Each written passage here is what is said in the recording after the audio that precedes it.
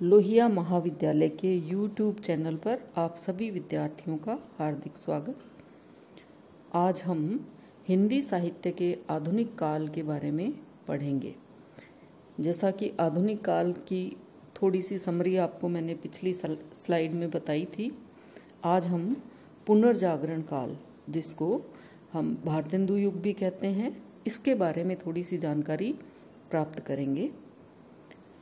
बच्चों, भारतेंदु युग पुनर्जागरण काल जो है हिंदी साहित्य का बहुत विशिष्ट काल है। इस काल में हिंदी ब्रज से हिंदी, खड़ी बोली हिंदी की तरफ हम आते हैं।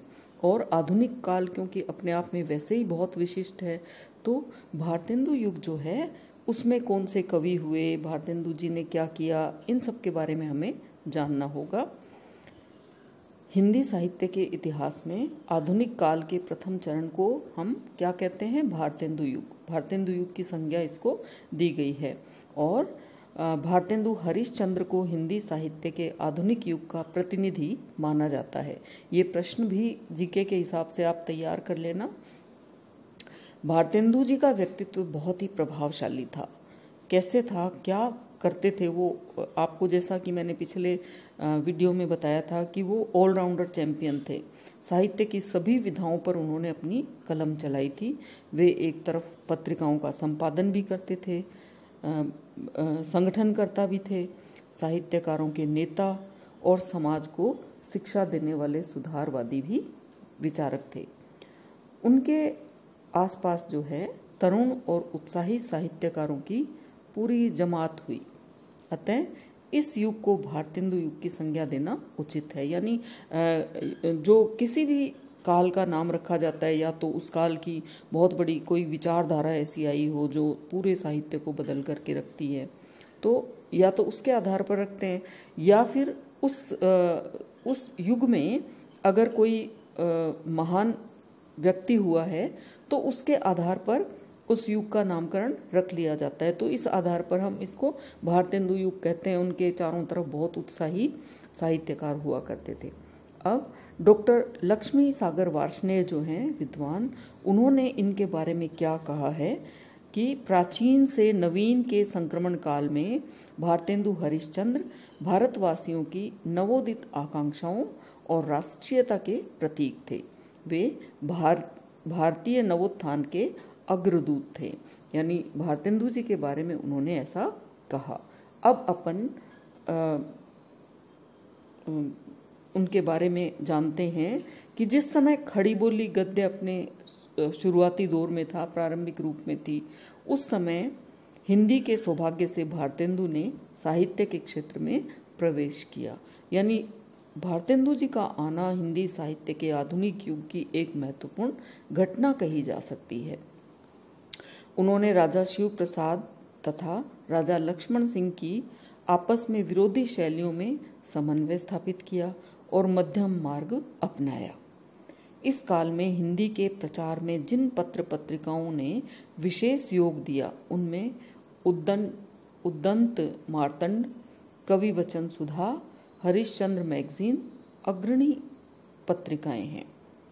इस समय हिंदी गद्य की सर्वांगीण प्रगति हुई और उसमें बहुत सारी विधाओं का आविर्भाव हुआ, जैसे उपन्यास, कहानी, नाटक, निबंध, आलोचना, जीवनी आदि विविध विधाओं में अनुदित तथा मौलिक रचनाएं लिखी गई।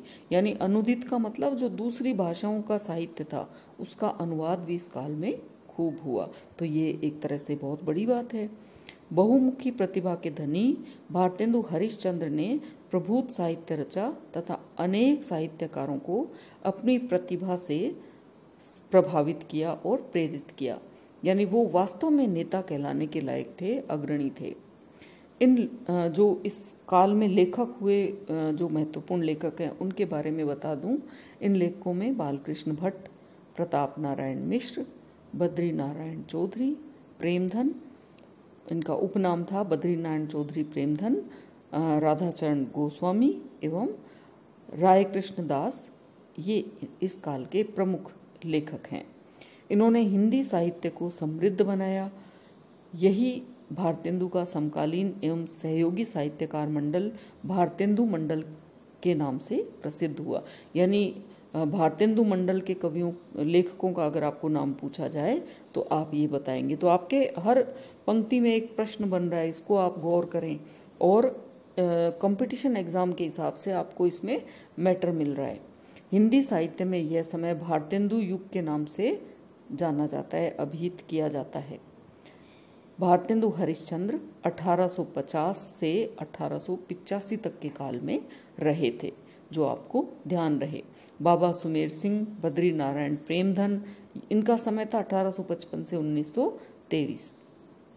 प्रताप नारायण मिश्र 1856 से 1894। राधा कृष्ण दास 1865 से 1907। अंबिका दत्त व्यास 1858 से 1900 और ठाकुर जगमोहन सिंह 1857 से 1899 इस युग के प्रमुख कवि हैं। अन्य कवियों में रामकृष्ण वर्मा, श्रीनिवास दास, लाला सीताराम, राय देवी प्रसाद, बाल मुकुंद गुप्त, नवनीत चौबे आदि आदि इस काल के प्रमुख कवि हैं। तो इस युग में हमको ये पुनर्जागरण काल है, इसके बाद में द्विवेदी काल आता है।